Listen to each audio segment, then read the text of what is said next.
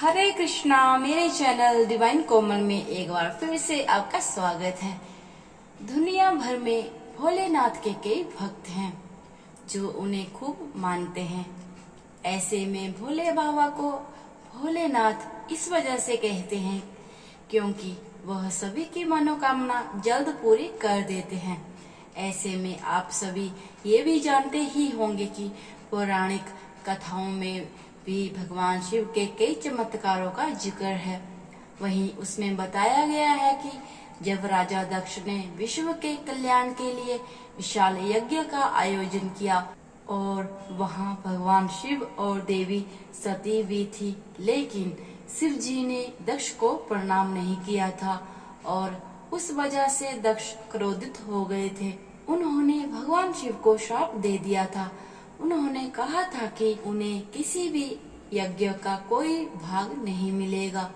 वहीं भगवान शिव के साथ हुई इस घटना से क्रोधित होकर नंदी ने दक्ष को बकरे के समान शरीर हो जाने का श्राप दे दिया था और इसी के साथ उन्होंने वहां उपस्थित सभी ब्राह्मणों को श्राप दे दिया कि सभी ब्राह्मण वृद्ध होते ही अपना समस्त ज्ञान भूल जाएंगे और शेष जीवन दरिद्रता में बिताएंगे।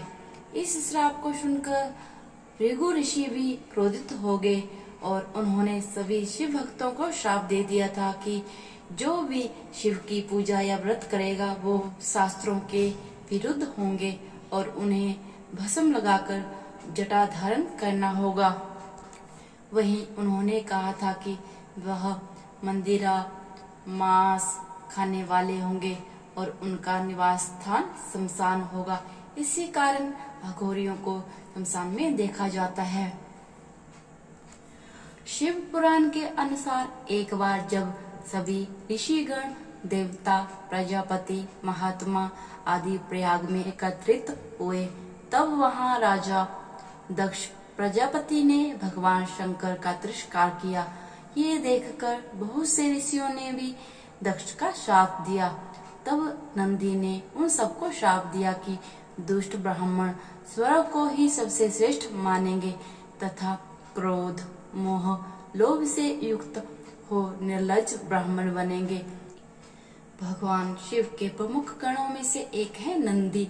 शिव की घोर तपस्या के बाद शिलाद ऋषि ने नंदी को पुत्र रूप में पाया था।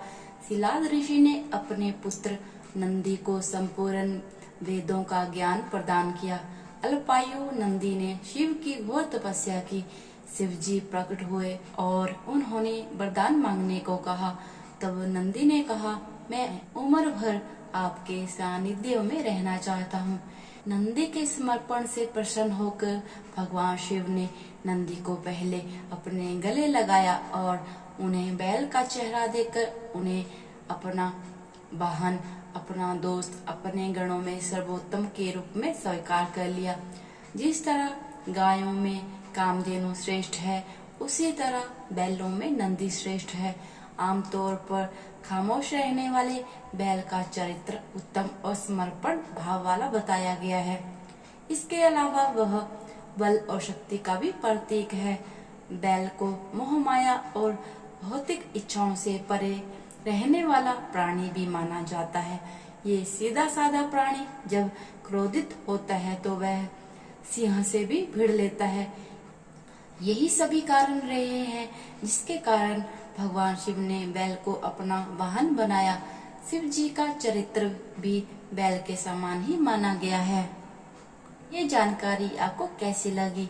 पसंद आए तो चैनल को सब्सक्राइब कीजिएगा और साथ में ही बेल आइकन को जरूर प्रेस कीजिएगा ताकि मेरी आने वाली वीडियो की नोटिफिकेशन आपको मिलती रहे। हरे कृष्णा।